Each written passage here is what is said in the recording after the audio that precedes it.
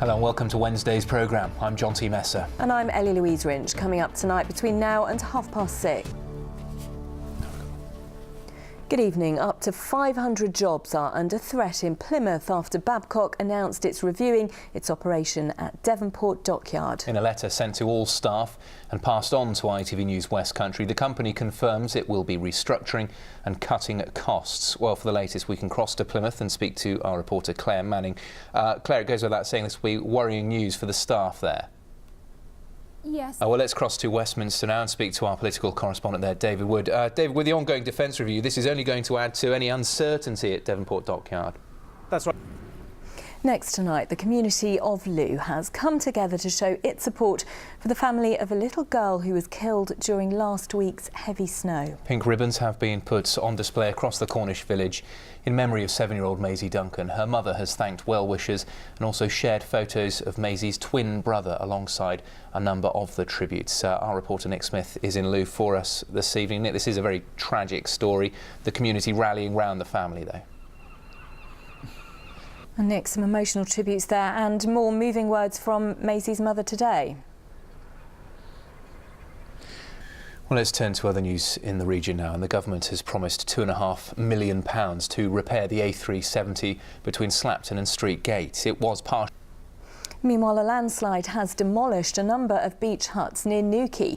Locals say it's incredibly lucky no one was hurt. Tons of. In a moment, we'll assess just how fragile the Cornish coastline is. But first, this report from Kathy Wardle. And we can speak to Kathy now. So Kathy, just how is the unstable nature of the Cornish coast affecting the people who live there then? Next tonight, the NHS is urging people to donate blood after last week's snow left stocks at very low levels. Thousands of donations were missed in the West between Thursday and Saturday because people weren't able to get to the main donation centre in Plymouth, and many mobile sessions around the region had to be cancelled. Karen Bell reports. You're watching ITV News here in the West Country. Thank you for joining us this evening. Still ahead before 6:30. And after our programme, the ITV News continues at 6:30. Here's Mary Nightingale with the details. But first, the family of a young doctor who died from skin cancer last year has published a book documenting his journey living with the disease. When he was diagnosed, Mark Sims originally aimed to raise £300 for Cancer Research UK. Since his death, the sum has risen to more than £200,000. Well, in a moment, we'll hear from Mark's mother about his legacy and how that money is now saving lives. But first, a reminder of his story. We're joined in the studio now by Mark's mum, Sue. Sue, there of Mark's journey and his fundraising efforts, something which is also documented in this book. Why is it so important to his family that this book was published? Raising money for cancer research, I think he set out with a target of £1,000, completely smashed that, over £200,000 now.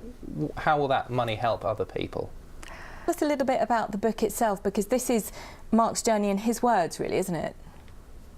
What memories do you have of Mark? An incredibly positive approach to something really very horrible. And his achievements there, and you know, he continues to achieve and continues to fundraise through the book. You must be incredibly proud. He does. I'm incredibly. Awareness to you now, because you've seen what it does to families.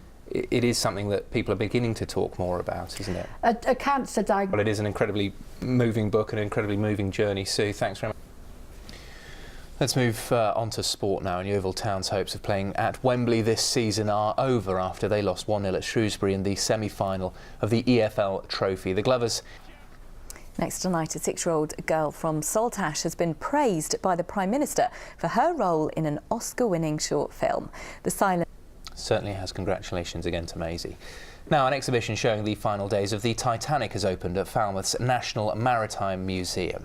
Yes, it features a life-size replica of one of the lifeboats aboard the liner. Items once owned by Cornish passengers and previously unseen and rare objects. Grace Pascoe went for a look round. A really lovely looking exhibition there as well. We know how Titanic finished with the iceberg there. Bob, rewind a week ago. It was very icy around this part of the region, wasn't it? Hopefully no icebergs coming up in this bit. But it was very, very cold. Well, it started exactly as you say, John T. And last week. Bob, thank you very much indeed. Let's get a quick reminder of the main headlines here in the West Country this evening. And that brings us to the close of this evening's programme. I'll have the late news for you tonight at 10:30. Now we'll hand you to Mary Nightingale as the ITV News continues. Bye-bye.